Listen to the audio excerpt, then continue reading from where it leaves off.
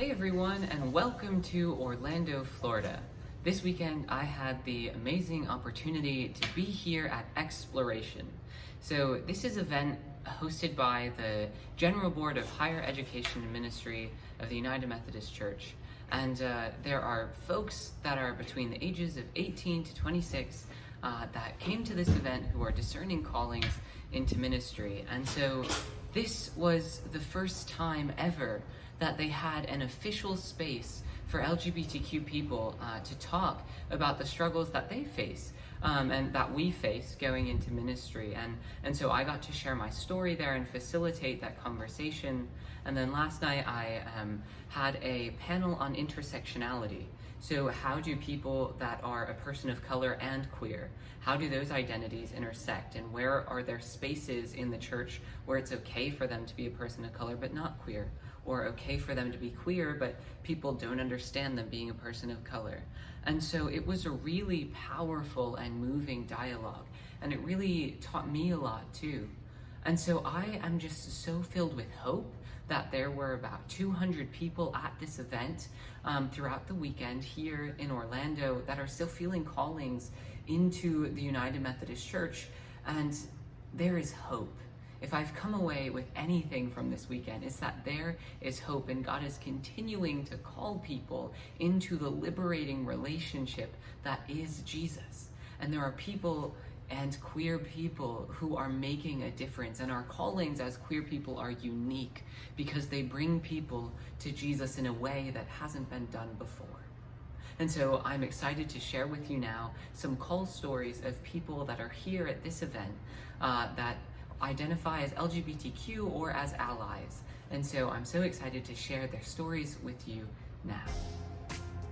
I am Deonté Mosley. My pronouns are he, him, his, and I attend Illinois State as a vocal performance and music education major.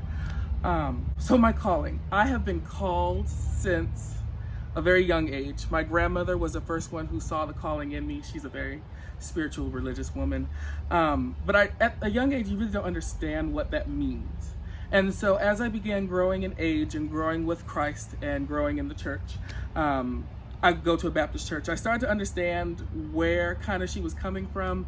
I had done some things in the music ministry as well as spoken word where I kind of saw that push of ministry in me. But then I started realizing who I was as a person. I am a gay male. And in the Baptist doctrine, gays and ministers just don't work. So I was battling my homosexuality with this call to ministry, and it can't happen. But today, from a 10-minute sermon at Exploration, I have decided that in spite of everything that's going on, I will accept the call because it is people like us that are needed in this time. My name is Erin Wagner. I use she, her pronouns, and I'm in my third year at Boston University School of Theology and the School of Social Work. And when JJ asked me this question, my heart tightened because I've never explained my call involving my queerness before. And I've never felt how hard it would be to put those two together in words. But it has always been a part of what draws me to the divine, a part of what pushes me to continue to open doors, to show love, to be love, to invite everyone in. And those two things are inseparable.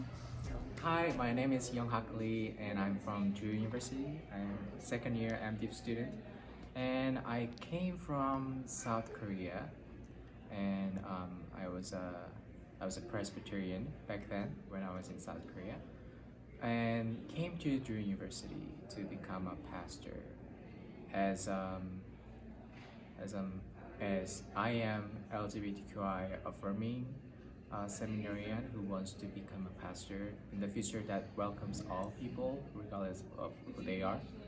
I couldn't be a pastor, affirming pastor in South Korea because there's no single denomination in Korea that affirms LGBTQI plus people as who they are.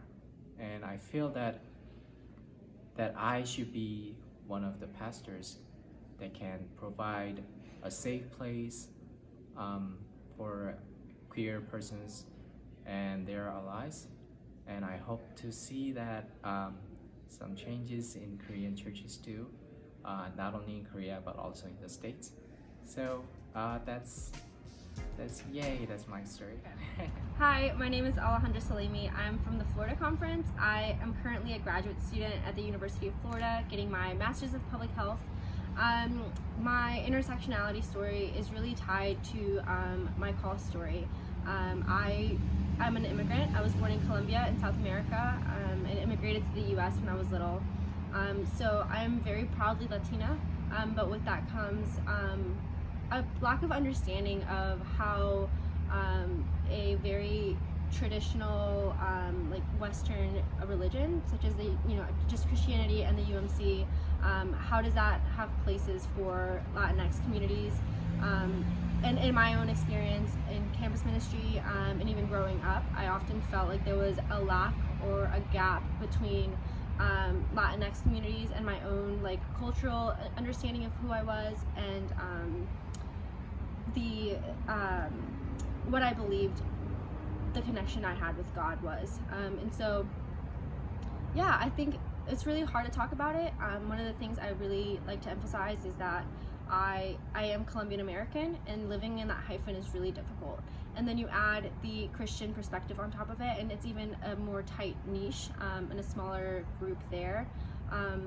But I do believe that like God is multilingual. God created language and God created culture, and even though I've never seen my culture be lived out in my faith, and vice versa, as much as I would like, I know that God is there, and I'm really excited to like search for God and continue like figuring out how we can bring out this Latinx God and get to know God a little bit better.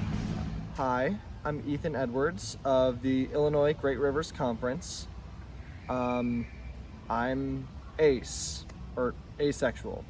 Ace is the slang term, and I felt a calling to ministry for a long time. I had always felt some sort of call in my life. I never really acknowledged it until earlier this year during the Illinois Great Rivers Conference annual conference during our ordination ceremony.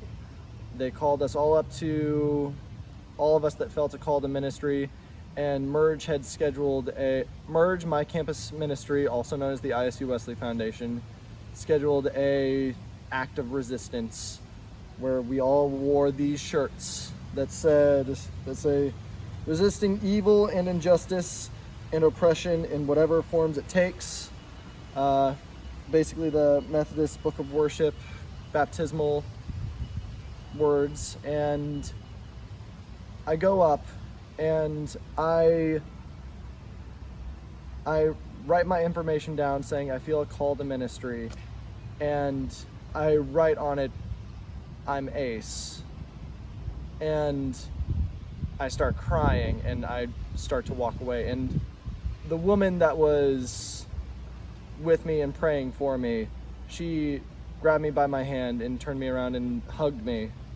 And she said, "Ethan, I have something for you." And she handed me a Bible. And I felt that was God, or God was working through her, and she handed me what God was essentially saying was going to be my toolbook or toolbox, I don't know, but essentially handing me the handbook to what my future is going to be. And I have come to the conclusion that I'm most likely going to look for a master's in divinity with possibilities to go down the elder track.